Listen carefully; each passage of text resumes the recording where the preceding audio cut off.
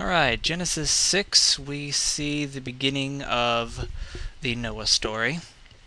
Now it actually starts talking about, something kind of strange. Talk about how the women who are born in the world and the sons of God, or the sons of Yahweh. I'm not sure exactly what they mean by the sons of God. It might mean angels. Either way, they've got these sons of Yahweh breeding with the women,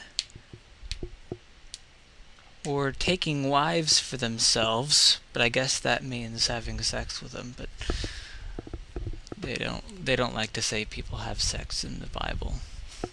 They like to be very delicate. And let's see, and then they kind of change tracks here, and he says, and the Lord says, my spirit shall not strive with man forever. So I'm not sure what that means either. I guess it means he's not going to be hanging out with the humans anymore, for he is indeed flesh, yet his days shall be 120 years. So I guess he is setting a life expectancy limit. Oh, okay. My spirit shall not strive with man forever. So I guess what he was somehow making people live longer with his spirit. I don't know.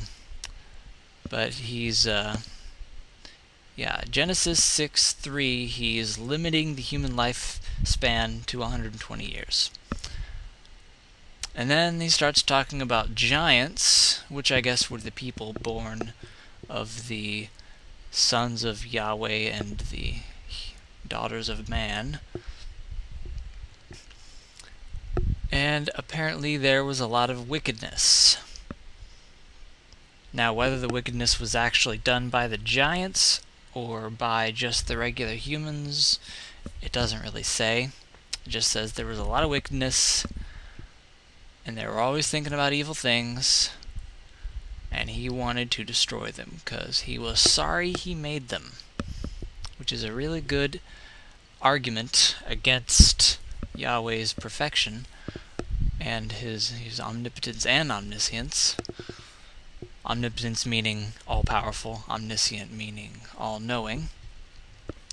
And then we get the genealogy of Noah and his three sons, Shem, Ham, and Japheth. Now Ham, that is a terrible name for a kid. Really bad. But, let's see. And then we have my take here. Now, I've read that the sons of God were actually angels that had fallen to the earth. The children that they had with the human women became giants, or Nephilim. They were supposedly the main reason God wanted to flood the planet and kill everything, but as I read this, it seems pretty much everybody but Noah and his family pissed him off, which is what I just said. He admitted that he made a mistake in creating them. Why else would he be sorry? So much for this God being perfect, which he never actually claimed to be. It's just that the people say that he was. Then we have Noah, who walked with God. I think that is meant to be taken literally, like he had regular in-person meetings with Yahweh, and they took walks. They were friends, and Yahweh wanted to save his only friend and his family. How uncharacteristically merciful of him. Actually, the last sin that God punished, sort of, was the murder of Abel. Although really he rewarded that. Maybe there were too many people after that for him to manage all the sins that were happening. Then, when he decided to finally do something, he stopped micromanaging and decided to just wipe the slate clean. I completely understand the desire to do that. I think it should probably happen again now. Okay, well, I don't really think that anymore. It's a little crazy, but I don't know. The instructions for constructing the ark were very specific. Pitch is like varnish, meaning to waterproof, or meant to waterproof the wood. He gives him the dimensions and tells him what wood to use, and even tells him where to put a window and the door. I guess Noah didn't know how to make boats, so the instructions had to be specific. I don't know how he was supposed to get animals from Antarctica, Australia, and the Americas, but back then they thought the whole world was really pretty small. Many cultures have a flood myth. There may have been a really good-sized flood, but I don't know. I've heard there was one. I haven't read much about it other than the flood story in Gilgamesh, which is much older than the Bible's flood story, but most of it's actually been lost. I don't know why. Oh, no, that's something else. Okay. Oh, yeah, one more thing. Yeah.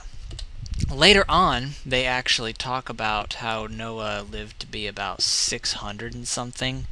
So much for Genesis 6:3. And there have been a lot of arguments about the flood story, and I mean, it's pretty easy to disprove. I mean, come on, how would a boat as big as he made fit all the animals in the world? It's just silly. It's just so stupid for anyone to believe this. I'm not saying that they are stupid, but I'm saying that it is stupid to believe literally that this happened when it's impossible. And it's not where the Noah story arc ends, but it is where the flood story arc ends, and there's really not any more to it that I can do anything with that hasn't already been done before. I didn't have any unique insights that I can think of, but if I think of any, maybe I'll make another video about it. But that's my take. And have a swizzle-tastic day.